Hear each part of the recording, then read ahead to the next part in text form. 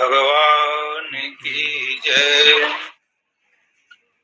गुरुर्ब्रह्मा गुरुर्विष्णु गुरुर्देवो महेश्वरः गुरु साक्षात् परं ब्रह्म तस्मै श्री गुरवे नमः। अखंड मंडलाकारं व्याप्तं येन चराचरं तत्पदं दर्शितं येन तस्मै श्री गुरवे।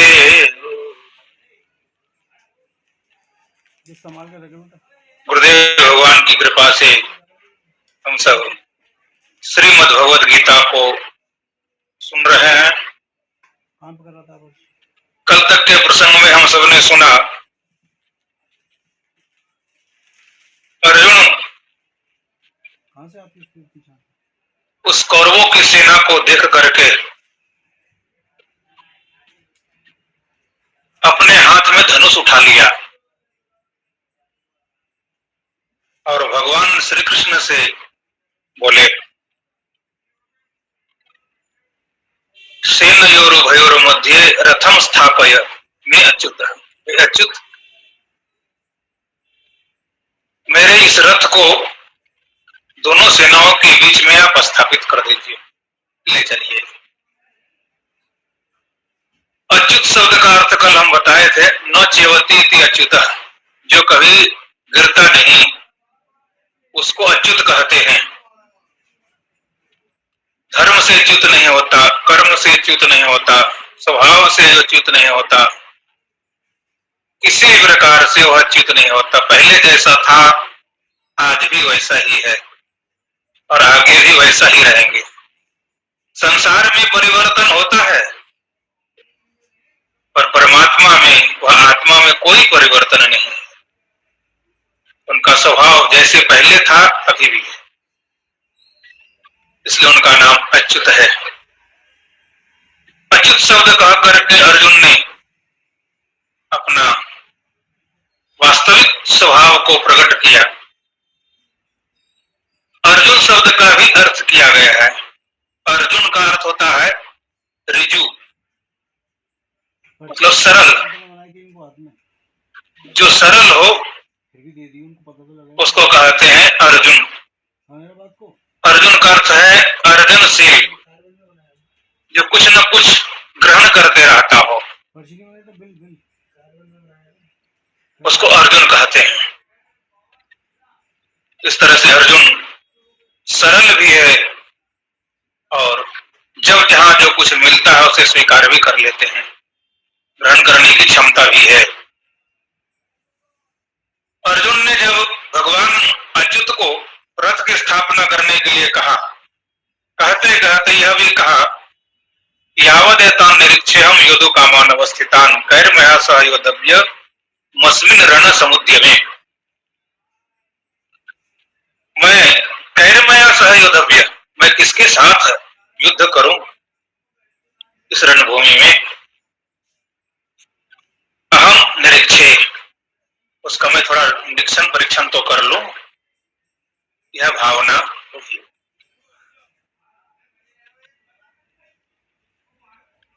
जो कौरवों की सेना में धृतराष्ट्र पक्ष में या दुर्योधन के पक्ष में जो दुर्बुद्धि है, कौन कौन ऐसे राजा है जो उनका प्रिय चिकित्सा प्रिय करने की इच्छा से वहां उपस्थित हुए हैं, उसको मैं देखना चाहता हूं। थोड़ा मैं देखूं। अवेक्षे हम, अहम अवेक्षे, मैं थोड़ा उसे देखूं। भाव किया। संजय इसी के भाव को राजा धृतराष्ट्र को सुना रहे हैं। एवं मुक्तो ऋषिकेशो गुडाकेशेन भारत सेनयोरुभयोर मध्ये स्थापयित्वा रथोत्तमम् भीष्मद्रोण प्रमुखतः सर्वेषां च महीक्षिताम् उवाच पार्थ पश्येतान् समवेतान् कुरु नीति। संजय धृतराष्ट्र को भारत शब्द कह करके पुकारा कि हे भारत, हे धृतराष्ट्र, भरतवंशी यह भारत, भारत कहने से भावना अच्छी होती है। भारत का अर्थ है दीप्तिमान, प्रकाशमान।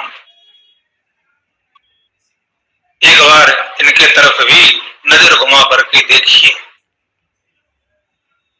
यह कौन है। यहाँ पर शुद्ध भाव से संजय कह रहे हैं, इसलिए धृतराष्ट्र को भारत शब्द से कहे और अर्जुन को गुड़ाकेश। गुड़ाकेश, गुड़ाका कहते हैं निद्रा को। गुड़ाका का इस जिन्होंने निद्रा पर विजय प्राप्त कर लिया उसे गुड़ाकेश कहते हैं। अर्जुन अपने निद्रा पर विजय प्राप्त कर लिया है और 1 दिन 2 दिन 4 दिन 10 दिन, यहां महीना वर्ष भी यदि जगना पड़े तो वह जग जाएंगे और उन्हें कोई परेशानी नहीं होगी। अर्थात निद्रा पर वो विजय प्राप्त कर लिया है। हम सबको कभी कभी रात्रि में जगना पड़ता है तो दूसरे दिन बहुत सोते हैं और फिर भी थकान नहीं जाती और शरीर दर्द करता है। कहते हैं कि क्या करूं, रात्रि जग गया था। मतलब एक जागरण से, एक रात्रि के जागरण से दिन भर हम परेशान रहते हैं। कई जगह लोग जागरण करते हैं, कराते हैं, उसमें कई लोग उस जागरण में भी सो जाते हैं। कुछ लोग जग पाते हैं, जो जगते दूसरे दिन 2 दिन 3 दिन तक सोता रहता है। एक रात्रि की निद्रा को एक दिन में पूरी नहीं कर पाते। पर यह अर्जुन ने निद्रा पर विजय प्राप्त कर लिया। वास्तव में साधक वही है जिन्होंने अपने निद्रा पर विजय प्राप्त कर लिया हो। वो संसार में कुछ भी कर सकता है। इसलिए यहाँ पर अर्जुन को गुड़ाकेश कहा, एवं मुक्त गुड़ाकेश, कैसे न एवं मुक्त। गुड़ाकेश ने इस तरह से कहा। किसको कहा? ऋषिकेश। भगवान को यहाँ पर ऋषिकेश शब्द से कहा। गुड़ाकेश का एक अर्थ और किया है। गुड़ाकेश का अर्थ करते हैं, गुड़ा का अर्थ होता है घुंघराला, अब केश का अर्थ होता है बाल। तो घुंघराले बाल वाले को गुड़ा केश कहते हैं। गुड़ा केश, जिसका केश घुंघराले हो। अर्थात अर्जुन का जो केश था, जो बाल था सिर में, वो घुंघराले बाल थे, बहुत अच्छे थे। आजकल लोग अपने सीधे बाल को भी घुंघराले बनाने के लिए सैलून में जाते हैं और सैलून में जाकर के हजारों रुपया खर्च करके वो घुंघराले जैसा बाल बनवाते हैं। फिर भी वो 2 दिन 4 दिन में सीधे हो जाते हैं। किसी किसी का एक ही दिन में सीधे हो जाते हैं, घुंघराला नहीं रहता। पर अर्जुन का स्वाभाविक रूप से वो बाल घुंघराले थे, इसलिए उनको गुड़ाकेश कहा।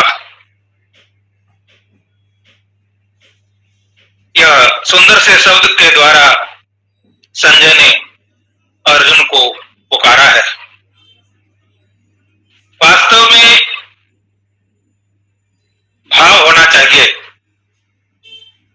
भगवान को ऋषिकेश कहते हैं, ऋषिकेश कह करके पुकारे हैं।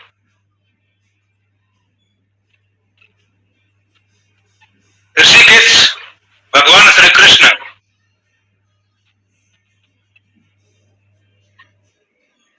यह अर्जुन के सुने हुए शब्दों को अपने मन में विचार किया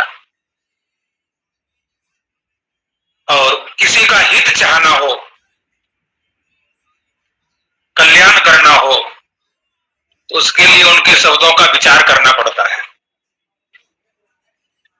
इसलिए भगवान को यहाँ पर ऋषिकेश कह करके पुकारा है। विचार किया कि आखिर यह अर्जुन देख तो रहा है कौरवों की सेना को, और पहले भी देखा है, उसे मालूम है कौन है, पूरी जानकारी है और दिख भी रहा है। फिर भी कहते हैं कि आप हमारी रथ को दोनों सेनाओं के बीच लेकर के चलिए और मैं उसे अच्छी तरह से देखना चाहता हूं। जब बहुत अच्छी तरह से देखने की इच्छा हुई तो भगवान ने विचार किया कि इसको जब देखने की इच्छा अच्छी तरह से है, अच्छी तरह से ही दिखाना चाहिए। या भगवान कहते हैं भीष्म द्रोण प्रमुखतः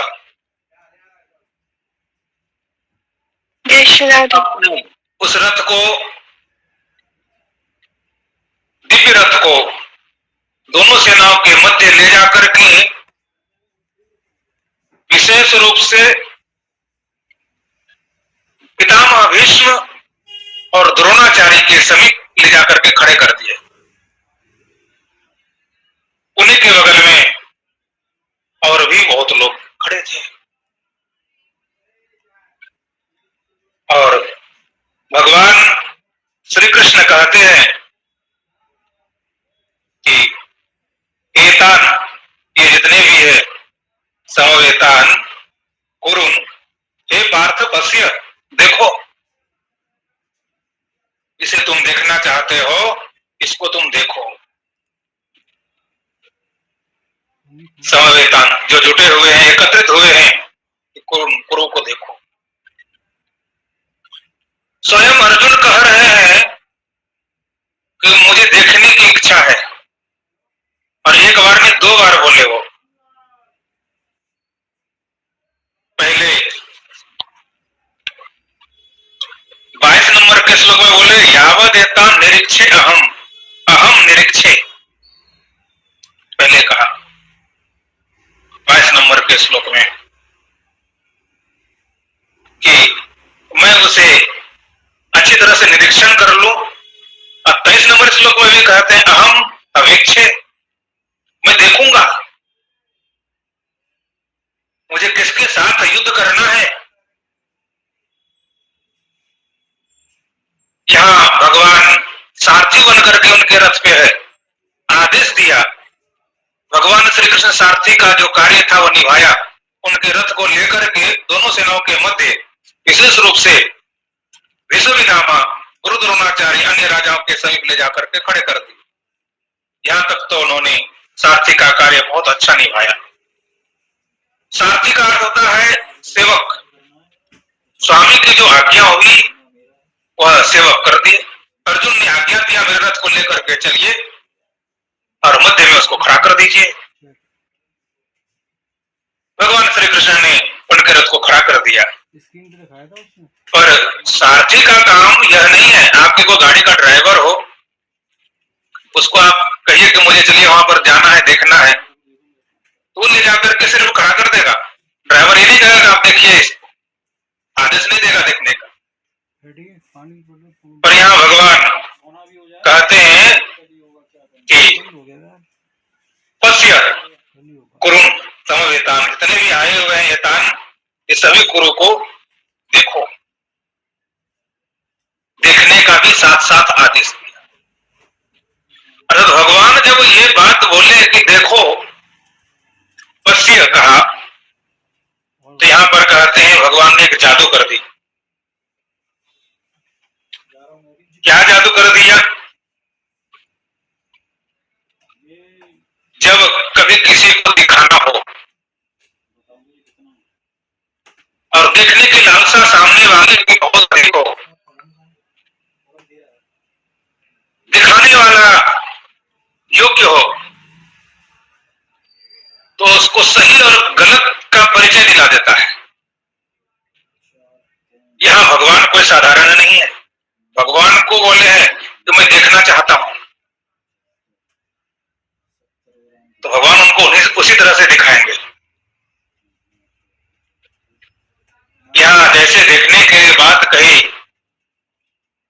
उस समय में अर्जुन सोचने लग गए और भाव में भर गए, स्नेहपूर्ण भाव में भर करके देखना प्रारंभ किया। तत्र पश्यत स्थान पार्थ पितृनथ पितामहान् आचार्यान् मातुलान् भ्रातॄन् पुत्रान् पौत्रान् सखींस्तथा ससुरान् सुहृदश्चैव सेनयोरुभयोरपि तान् समीक्ष्य स कौन्तेयः सर्वान् बन्धू नवस्थितान् कृपया पर्याविष्टो विस्कन्निर्गम अब्रवीत्। तत्र अपश्यन्, वहां उस मध्य में जो रथ को खड़ा कर दिया, उन्होंने देखा। क्या देखा? कहते वह पार्थ पितृन अथ अब वह देखना प्रारंभ किया है पितृन। सबसे पहले उसने अपने पितृन को देखा। पितृ मतलब कहते हैं चाचा को, अपने पिता के भाई को, पिता से जो बड़े हो उनको भी पितृन शब्द से कहा है। तो पिता के तुल्य जो है वह चाचा ताऊ, उनको पहले देखा। फिर पितामहान, पितामह भीष्म को देखा। पितामह भीष्म जैसे उनके सोमदत्त जी थे, उनको देखा। यहाँ पर देखते ही मोह हो गया। क्या मोह हुआ? पिता के समान हमने जिसको देखा, बेटा चाहे कितना बड़ा हो जाए, कोई अफसर हो जाए, कोई अधिकारी हो जाए, कोई मंत्री संतरी कुछ भी हो जाए, पर माता पिता के सामने जाते ही उसका सिर झुक जाता है। माता पिता के सामने जाते ही उसकी बोली बंद हो जाती है, कुछ बोल नहीं सकते। ये स्वभाव है। अन्य जगह तो बहुत कुछ बोल सकता है, पर माता पिता की दृष्टि जहां हुई, जहां दादा की दृष्टि हुई, पितामह की दृष्टि हुई, तो वहां पर बोलना बहुत मुश्किल है।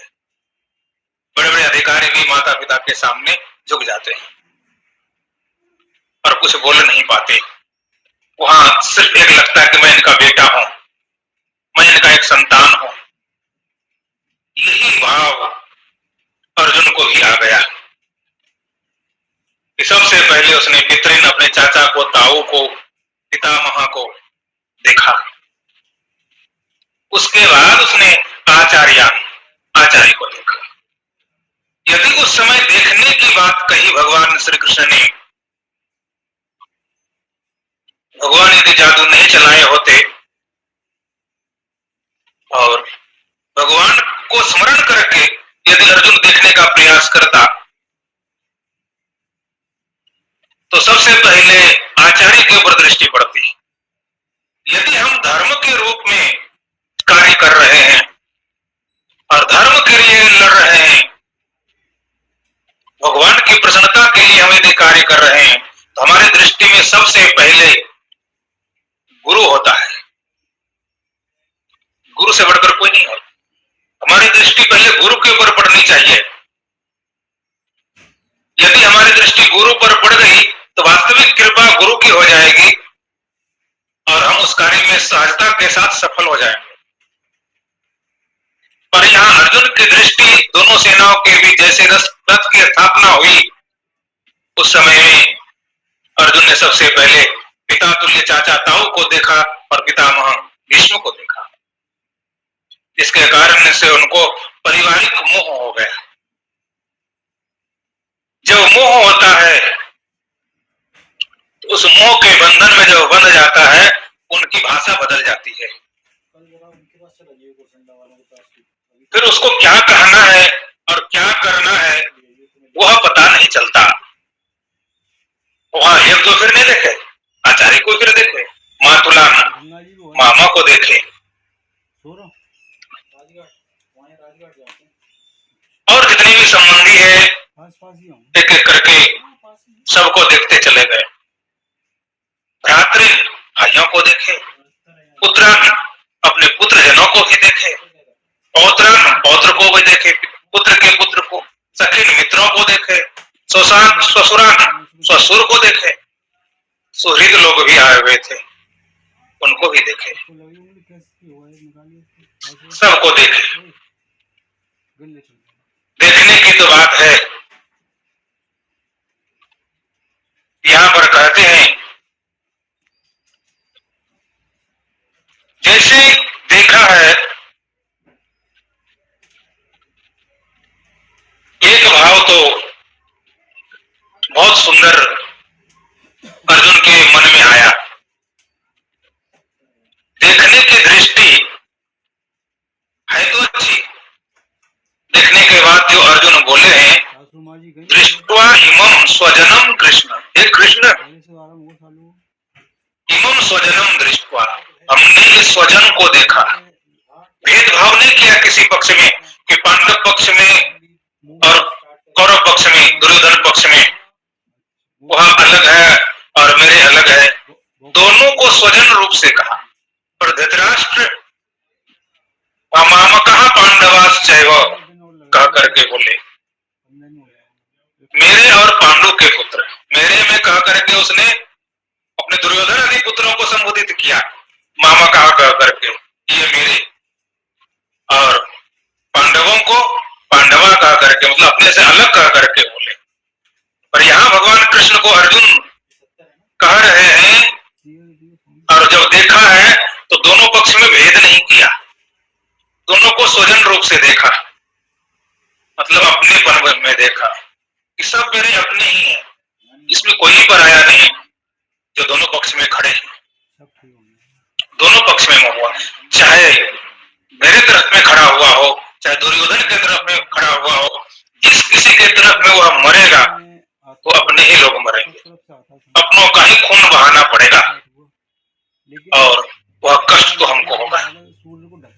अपने को हम कैसे मार सकते हैं?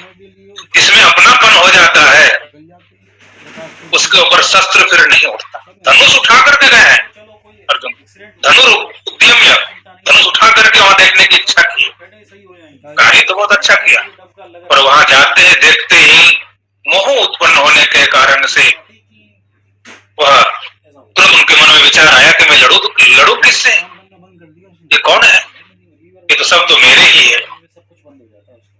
अब सबको देखने के बाद, ससुर संबंध इत्यादि सुहृदों को देखने के बाद, सर्वान बंधुन, जितने भी बंधु बांधव थे अवस्थितान स्थित थे, कृपया परया आविष्ट विसिदन, कहते हैं उनके मन में एक भाव जग गया, विसिदन विषाद, शोक उत्पन्न हुआ। अब कृपया, कृपया मतलब कृपा से, कृपा का अर्थ यहाँ दो है, इसको ध्यान से समझने की बात है। कृपया परया आविष्ट, क्या अर्थ करते हैं? यहाँ जो कृपा का वास्तविक अर्थ है इस श्लोक में, कृपा का अर्थ है कृपणता, दूसरी कृपा का अर्थ है करुणा।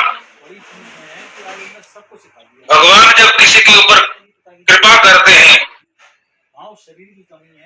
संत महापुरुष गुरुजन जब कहीं किसी के ऊपर कृपा करते हैं तो वहां करुणा करते हैं, उनके हृदय में दया होती है। और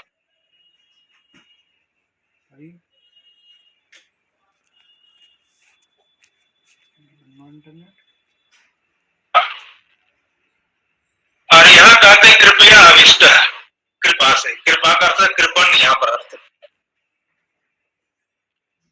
कैसी कृपा, ये कैसी कृपा है? हम क्या करते हैं, मोह से जब युक्त हो जाते हैं और फिर हम सोचते हैं इसके ऊपर कृपा करते हैं, हम इसको क्यों युद्ध करें? आगे कहेंगे अर्जुन, युद्ध करने से, खून बहाने से अपने स्वजनों का, इससे अच्छा है कि मैं भिक्षा मांग करके खा लूंगा, इन्हीं को मैं राज्य दे देता हूं, मुझे राज्य की इच्छा नहीं है। देखिए बहुत बड़ी कृपा कर रहे हैं कि हमको नहीं चाहिए, उन्हीं को दे दीजिए। इसको कहते हैं ये कृपा जो है ये जो विषाद हुआ, शोक हुआ, इसको मोह भी कहा गया। हम अपने पुत्र में, अपने भाई में, अपने परिवार में जब दृष्टि डालते हैं और उनके ऊपर जैसे हमारी दृष्टि बढ़ती है, दृष्टि बढ़ते ही हमको मोह उत्पन्न हो जाता है और फिर हम वहां क्या भाव उत्पन्न करते हैं, चलो मैं इसके ऊपर कृपा करूं, इसके ऊपर मैं दया करूं। तो मोह पूर्वक जो हम दया करते हैं कि चलो मैं इसको छोड़ देता हूं, इसने गलती भी किया है, इसको मैं माफ कर देता हूं। तो अपनापन समझ करके जहां हम माफ करते हैं, दया करते हैं, ये वास्तव में करुणा नहीं है, एक कृपणता है, यह एक दोष है कृपणता का, ये कृपा नहीं। कि अपने स्वजन समझ करके हमने उसको माफ कर दिया, कोई दूसरा होगा तो उसको हम दंडित करेंगे। तो अपनेपन में दया भाव दिखाना, त्याग बुद्धि दिखाना, त्याग कर देना हमको नहीं चाहिए, ये कृपा वास्तव में कृपा नहीं है, ये हमको नहीं चाहिए। ये तो मोह है, आसक्ति है। ये कृपा का अर्थ यहाँ कृपया आविष्ट अर्थात कृपा से कृपणता से युक्त हो गया। लगता तो है कि मैं त्याग कर रहा हूं। कई लोग घर में, परिवार में क्या करते हैं, लड़ाई कर लेते हैं और जब लड़ाई हो जाती है तो उसके अंदर में वैराग्य चढ़ता है और कहता है कि अब मैं यहाँ नहीं रहूंगा, चला जाऊंगा किसी आश्रम में जाकर के भजन करूंगा, भगवान का नाम लूंगा, मैं सब कुछ छोड़ रहा हूं, सब कुछ त्याग रहा हूं। वैराग्य तो दिखता है, सब कुछ छोड़ रहा हूं, वाह त्यागी है। पर वह जो त्याग रहे हैं, सब कुछ छोड़ रहे हैं, वो छोड़ के कहां जा रहे हैं? वो सब अपने बेटा को दे देता है, अपने भाई को दे देते हैं और आश्रम में जाकर के संत महापुरुषों के पास, गुरुजनों के पास जाकर के कहते हैं अब मैं सब कुछ छोड़ दिया, अब मैं सब कुछ त्याग दिया, अब मुझे कुछ नहीं चाहिए, मुझे भजन करना है। बाहर त्याग, पूरी कमाई अपने बेटे के पास रख करके और आश्रम में फ्री का भोजन खाने के लिए बैठना चाहता है। समय से हमको भोजन मिल जाएगा, यहाँ कोई कहने वाला नहीं होगा, ज्यादा कुछ करना नहीं पड़ेगा, कोई क्लेश नहीं होगा, इसलिए चलो अच्छा है आश्रम में, मैं त्याग करके आ गया। वो त्याग नहीं है। त्याग वास्तव में हो तो अपनी संपत्ति अपने हाथों से किसी पराये को, दूसरों को दान कर दो। जैसे राजा परीक्षित ने अपने राज्य पाट को जो संपत्ति था अपने हाथों से दान करके और फिर वहां भगवान के शरण में गए और कहा कि मुझे 7 दिन में भगवान का दर्शन करना है, दान कर दिया। वो कहते वास्तव में त्याग। कोई अपने ही बेटा को दे करके संपत्ति और बुढ़ापे अवस्था में दान का माल खाना चाहता है, दूसरे का दिए हुए को अपनाना चाहता है और कहता मैं सब कुछ छोड़ करके आ गया, अब हमको घर जाने की इच्छा नहीं होती। ये वास्तव में कृपणता है कि तूने अपनी कमाई कहां देना चाहिए ये भी पता नहीं, कहां लगाना चाहिए ये भी पता नहीं। आगे इसी गीता में उपदेश करेंगे, दातव्य वित्तीय दानम दियते उपकारिणी देशे काले च पात्रे च तद्दानम सात्विकम स्मृतम। दान 3 प्रकार के होते, वर्णन करेंगे। कहां देना चाहिए, कैसे देना चाहिए, किस तरह से देना चाहिए। तो हम हमारे अंदर में जब कहीं लड़ाई झगड़ा हो जाती है परिवारजनों से, हम घर द्वार छोड़ करके जो आश्रम में चले जाते हैं और सोचते हैं हमको वैराग्य हो गया और हमको घर नहीं चाहिए, तो कहते इस झंझट से हम मुक्ति हो पाने के लिए जो आश्रम में जाते हैं उससे भजन नहीं होता। वो साल 6 महीना 2 साल जब आश्रम में रहता है, फिर धीरे धीरे उसी आश्रम से उनको आसक्ति हो जाती है, फिर उसी आश्रम का वो महंत बनना चाहता है, उसी आश्रम के फिर कोठारी और मंडलेश्वर बनना चाहते हैं। गया सब वैराग्य, खत्म कहानी। अरे जिस संपत्ति को तुम छोड़ के आया था, फिर यहाँ मालिक बनने की कैसे इच्छा हो गई? वास्तव में वो वैराग्य नहीं था, वो कृपणता थी। अपने स्वजनों के सामने लड़ने का साहस नहीं हुआ, अपने भाईजनों के सामने, पिता के सामने अपने परिवार के सामने लड़ने का साहस नहीं हुआ तो त्याग दिखा दिया और आश्रम में चले गए। साल 2 साल में बैराग्य ठंडा हुआ तो वहां का महंती लेने के लिए तत्पर हो गए, लड़ने को तैयार। ये वास्तव में वैराग्य नहीं, ये कृपा नहीं, ये कृपणता है अर्थात कंजूसी है। हमने अपने कार्य को वास्तव में किया नहीं। इस वैराग्य तो वह है, यदि आपको अपने अंदर से वैराग्य हो गया तो अपनी कमाई, अपनी संपत्ति बेटा को नहीं, भाई को नहीं, परिवारजनों को नहीं, बल्कि असहाय व्यक्ति को, या जहां कहीं धर्म का कार्य हो रहा हो वहां दान दे करके, और फिर त्यागपूर्ण जो उस दान में भी अपनी आशा नहीं होनी चाहिए कि हमने वहां दान किया है और वहां हमको बैठे बैठे मिलेगा। जहां दान दे दिया निस्वार्थ भाव से दे करके और फिर वैराग्य पूर्वक यदि भजन करता है, वह वास्तव में दान है, वह त्याग है।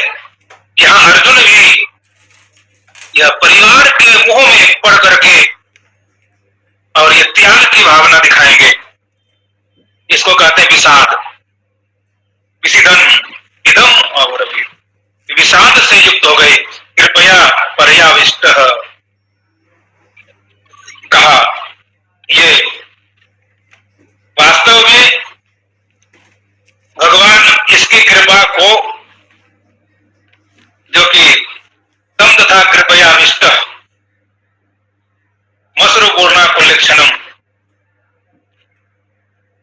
वहां संजय द्वितीय अध्याय में कहेंगे। यहाँ पर भगवान भी आगे कहे हैं, उतस्तुआ कसमल विदम विषमे समुपस्थितम।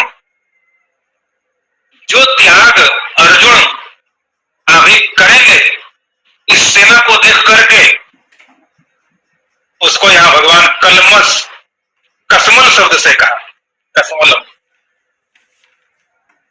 यह वास्तव में हमारे अंदर में मोह, यह वास्तव में हमारा विकार, यह हमारी आसक्ति है, जो हम इस स्थिति में, ये दुर्बलता, ये कायरता है, ये दया नहीं है कि हम दुर्योधन के प्रति दया दिखा रहे हैं, अपने स्वजन, अपने गुरुजन के प्रति दया दिखा रहे हैं। हम गुरु के ऊपर शस्त्र नहीं उठाना चाहते, विश्वविद्यालय के ऊपर शस्त्र नहीं उठाना चाहते, यह वास्तव में नहीं है। ये तो वास्तव में विलक्षण है, ये कृपा कृपा नहीं है। कई ऐसे साधक के बारे में यहाँ पर वर्णन किया कि हर जगह समाज में यहीं पर धोखा खाता है। लगता है कि मैं भगवान का भजन करने के लिए आया हूँ। ये हमारे जीवन का एक पड़ाव है। इस पड़ाव में त्याग की इच्छा जब आए, उस समय हमारी दृष्टि क्या है, अपना और पराया का भेद है क्या, तो पता चलेगा कि नहीं है। ये तो प्लस पॉइंट है, बहुत अच्छा है।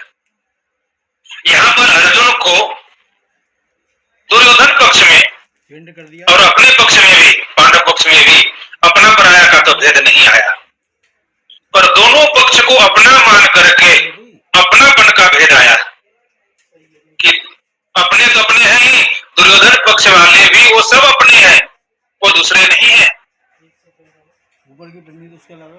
तो उसको अपनापन मान करके यहाँ पर जो कृपा दिखाने लग गए, कहते हैं मोह। मोह बहुत विलक्षण होता है। मोह में त्याग दिखने लगता है, कुछ करने की इच्छा नहीं होती, लगता है सब कुछ छोड़ दूं, इसके लिए करना। ये जो अपने मन में होता है ये बहुत विलक्षण है। और अपने बंधु बांधवों को देखने के बाद वास्तव में जब तक ज्ञान नहीं हो तब तक वैराग्य सफलता को प्राप्त नहीं करता। ज्ञान के बिना वैराग्य अधूरा है। इसलिए ज्ञान पूर्वक वैराग्य होना चाहिए कि मैं जिसको छोड़ रहा हूं वास्तव को छोड़ने योग्य है कि नहीं, ये पूरा पता होना चाहिए। अभी धनुष उठा करके आए हैं, वैसे आ जाते, पर नहीं, धनुष उठा करके आए लड़ने की इच्छा से, और जब वहां मोह उत्पन्न हुआ तो कहते हम लड़ना नहीं चाहते। इसको कहते हैं आसक्ति। यह आसक्ति दुख का कारण है, यह सुख देने वाला नहीं है। विलक्षण स्वरूप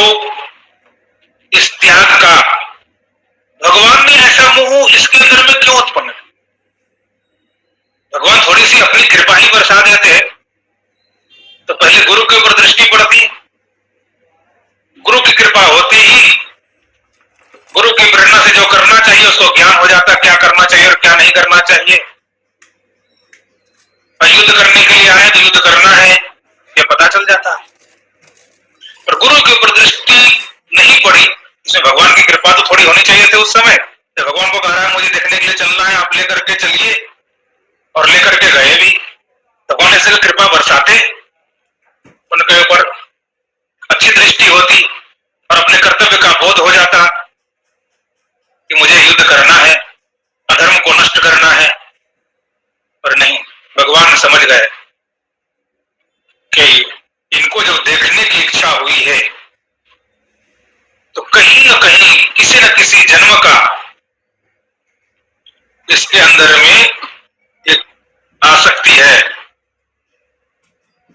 उस आसक्ति को पहले दूर करना पड़ेगा, तभी इसको कर्तव्य का बोध होगा। इसके अंदर मोह तो थोड़ा सा था,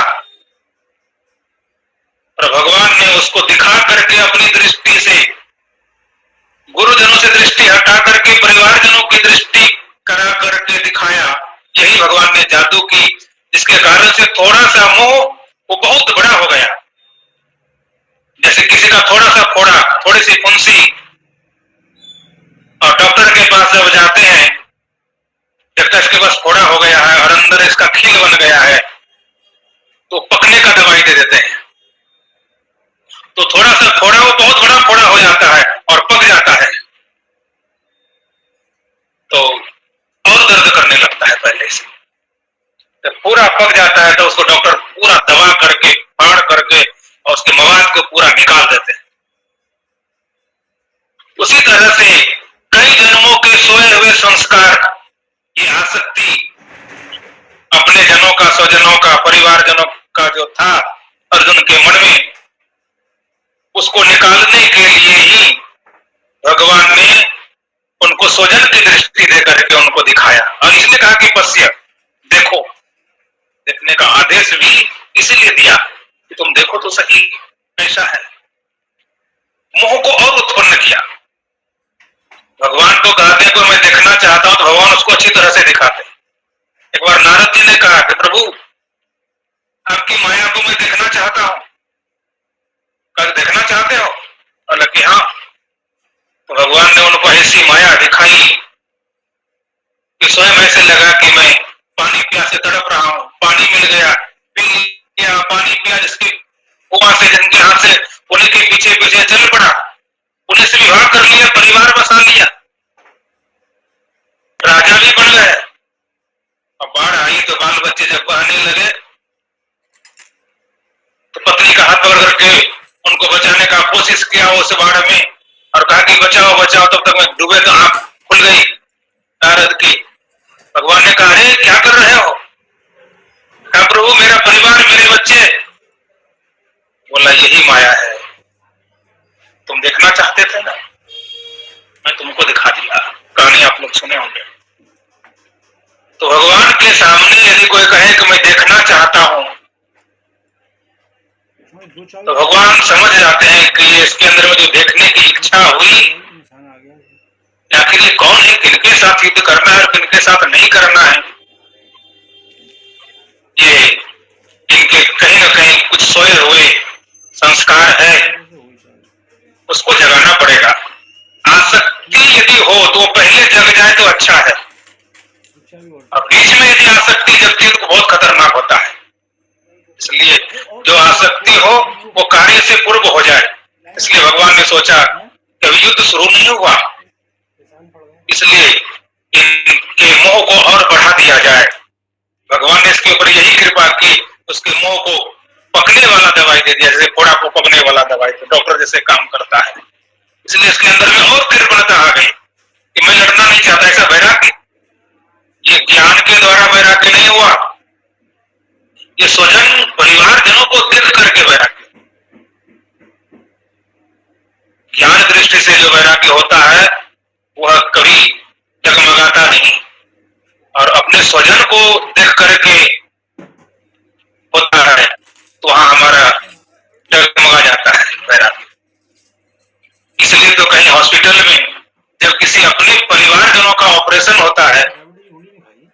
समय उनके जो सगे संबंधी होते हैं उनको अंदर जाने नहीं देता। जानता है कि ये अपने व्यक्तियों को देखेंगे तो ये रोने लगेगा, उनके मरने से पहले देखने वाला मर जाएगा, इसलिए उसको देखने नहीं देता, उनको दूर कर देता है। उसी तरह से यहाँ भगवान ने सोचा कि उस समय जब लड़ेंगे मरेंगे, कोई रोएगा, कोई बिलखेगा, किसी का हाथ टूटेगा, किसी का पैर टूटेगा, और उनके ऊपर जब इनकी दृष्टि पड़ेगी, हाँ ये मेरे चाचा थे, हाँ मेरे ये गुरुजन थे, इन्होंने मुझे पढ़ाया था, इन्होंने मुझे सिखाया था, ये मैं क्या कर दिया। उस बीच युद्ध भूमि में यदि कहीं इसको देखने की इच्छा हुई और संबंध का याद आ गया, तब तो फिर युद्ध में जो फल मिलना चाहिए, युद्ध का जो निष्कर्ष होना चाहिए, वो बीच में धरा रह जाएगा और आसक्ति में जैसे पड़ेगा दुर्योधन इसके ऊपर प्रहार कर देगा। इसलिए इनके मोह को और बढ़ा करके पहले इनको अपने शरण में लेना बहुत जरूरी है। भगवान ने यह विचार करके यही भगवान ने कृपा की, और इस कृपा को भगवान के लिए करुणा और अर्जुन के लिए यह कृपणता मतलब कायरता का अर्थ किया, जो कि अर्जुन इस विषाद से युक्त हो गए, शोक से ग्रस्त हो गए। ये सब अपने चीज को त्यागना नहीं चाहते, और जब तक हम त्यागना नहीं चाहते तो फिर हमको वास्तविक ज्ञान नहीं होता और हमको कार्य की सिद्धि नहीं होती। त्याग से ही सुख मिलता है, पर त्यागने की जो परंपरा है वो बहुत विलक्षण है। ज्ञान पूर्वक त्याग ये होना चाहिए, और अपने स्वजन मतलब व्यवहार में शारीरिक संबंध से जहां कहीं हम कुछ देख करके ज्ञान करते हैं, और वहां यदि वैराग्य हो गया, वह वैराग्य आगे चल करके चाहे किसी आश्रम में हो जाए किसी जंगल में हो, वो ढीला पड़ जाता है। और किसी गुरुजनों के माध्यम से, सत्संग के माध्यम से जब हम सुन करके जब ज्ञान प्राप्त करते हैं, संसार क्या है, शरीर क्या है और परमात्मा क्या है, यह जब पता होता है और फिर जब वैराग्य धारण करते हैं, तो फिर हमारा वह वैराग्य ढीला नहीं होता, क्योंकि वह ज्ञान पूर्वक होता है, और वह वैराग्य ज्ञान के साथ में युक्त होने के कारण से परमात्मा प्राप्ति का एक साधन बनता है। इसलिए भगवान श्री कृष्ण ने सोचा कि इनके अंदर के मोह को और बढ़ा दिया जाए, जो कि इनके अंदर और भी साधन को खुद को पता चले कि मैं मोहग्रस्त हो गया और मुझे पता नहीं चलता कि मैं क्या करूं और क्या नहीं करूं। और ऐसे जब एक को देखने लगा तो दूसरे के प्रति स्नेह उत्पन्न होने लगा अर्जुन को, और जब अर्जुन की दृष्टि पड़ी तो सामने पितामह की भी दृष्टि पड़ी, चाचा की दृष्टि पड़ी, और जितने भी थे भाई की दृष्टि पड़ी, पुत्रों के छोटे छोटे बच्चे जो थे पुत्र सदृश, उनकी भी दृष्टि पड़ी, दूसरे के प्रति स्नेह उत्पन्न होना शुरू हो गया। हम जिस दृष्टि से सामने वाले को देखते हैं, सामने वाले भी फिर उस दृष्टि से हमको देखना शुरू कर देता है। एक दूसरे में वह आसक्ति का भाव बहुत उत्पन्न हुआ, इसके कारण से अर्जुन कुछ सोच नहीं पाया। भगवान ने एक बहुत बड़ी कृपा की है, इससे यह देखने की जो शक्ति दी है, भगवान ने स्नेह पूर्वक विशेष रूप से अर्जुन को दिया है और विशेष आसक्ति को बढ़ाने के लिए दिया है। ये भगवान की यही कृपा है। इस तरह से इनके दोनों पक्षों की सेनाओं को सुनने में बंधे हुए परिवारजनों से ये सबके साथ मेरा संबंध है, ऐसी दृष्टि देकर के भगवान ने पश्य कहा, मतलब ऐसी दृष्टि देकर संजय को दृष्टि मिली है व्यास के द्वारा, वो सब कुछ बोल रहा है, सब कुछ देख रहे हैं, और यहाँ भगवान ने कह दिया पश्य देखो, तुरंत हो गया। एक बार और अर्जुन को बोलेंगे देखो, उसमें भगवान दिव्य चक्षु कहेंगे इसे गीता में, मैं तुम्हें दिव्य चक्षु देता हूँ और फिर तुम अब मुझे फिर वहां दिखा करके वो ज्ञान प्राप्त कराएंगे आगे। तो भगवान अभी साधारण रूप से उसको दिखा करके अपने स्वजनों को उत्पन्न किया है इसमें, और से विषाद उत्पन्न हुआ है। अर्जुन ने अपने स्वजन को देखा है, वो आगे से कहेंगे। पर विराम। बोलिए श्री सद्गुरुदेव भगवान की जय। जय